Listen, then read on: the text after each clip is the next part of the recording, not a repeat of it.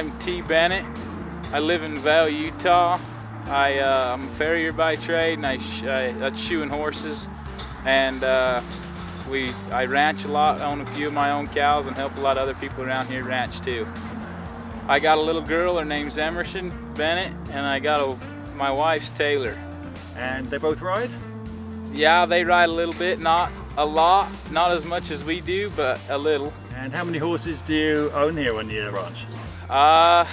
We usually have anywhere from 6 to 10 around here on a given day.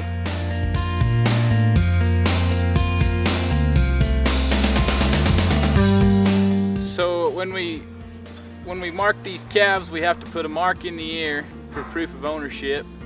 And when there's a bull calf, we gotta cut him, castrate him, so he don't reproduce to some of his other cows. We like to have good calves, and a lot of these calves won't throw as good calves when they reproduce when they're so young. We're gonna rope the calf, and we'll stretch him out, and then I'll kind of get my horse close, and I'll keep him dallied up, and then I'll get off and work him while my horse holds the rope in the feet.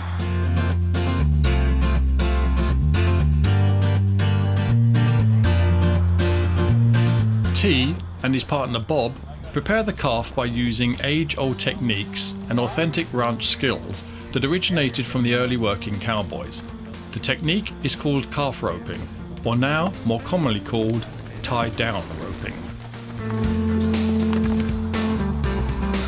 T is the header and Bob is the heeler.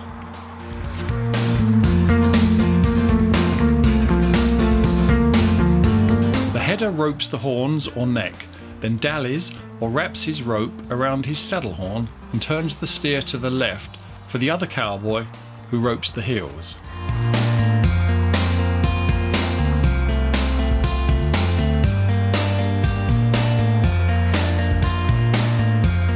T cuts into a soft part of the ear to mark it as an aid for identification purposes.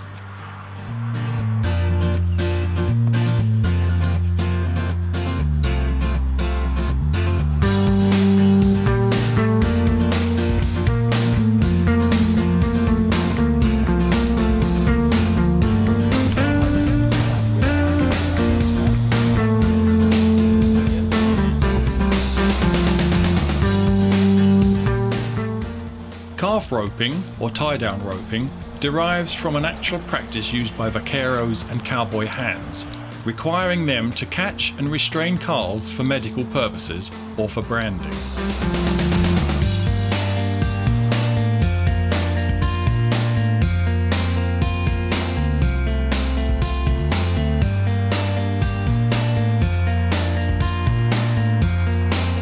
Okay, so when we work these calves, we have to put proof of ownership, kind of is what you'd call it, in their ear. It's just called a mark in the ear. This marks a slit and an underbit in each ear. There's one in both ears, so it's probably kind of hard to see. But it's a slit and underbit, and then all the bull calves, we have to cut them. We have to cut their nuts out. Castrate them. You castrate them, so we cut the sack, pull them out. A lot of times if we have our dogs, we can feed them to the dogs too. And then 2 guys rope it, and then we keep a heel rope on the 2 hind feet so you don't get kicked when you're working the calves too.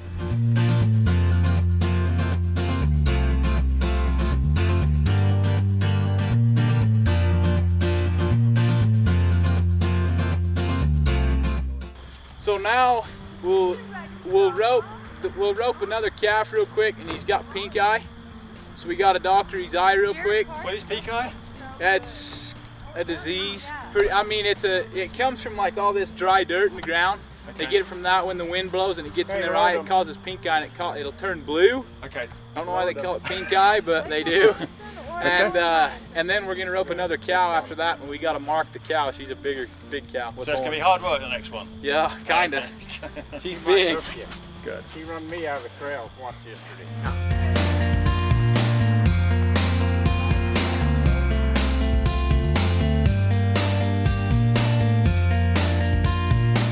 Pink eye in cattle is treated with a subconjunctival injection of antibiotics to kill the infection and steroids to help with the inflammation. Yes, this hurts the animal initially, but it works wonders, Many pink eye cases respond within a day or so. Okay, now we're up that big cow. Back in the day, when the West was still undeveloped and new, ranchers didn't have the amenities of electric fences and modern medicine to combat the new terrain. Mainly relying on their guts, horse, and hopefully a few good friends, ranchers would have to get their hands, and pretty much all of their clothes, dirty to get the job done. One of ranching's biggest and probably most important chores is making sure that 1. Your livestock is healthy, and 2. That your cattle doesn't stray into your neighbour's herd.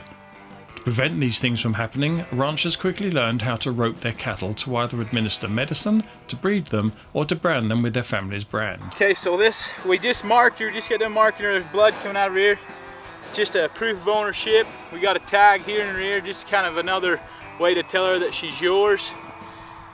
We actually have to register these marks through the BLM, through a government organization, and they have to be registered along with the brand here. We put a brand on their hip.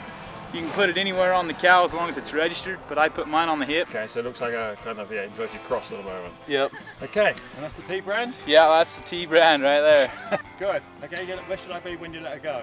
You might want to be on the fence. Yeah, out of the corral. That's cool. That son of a bitch might hurt you. Yeah, that's cheap. Let's get out of the way then.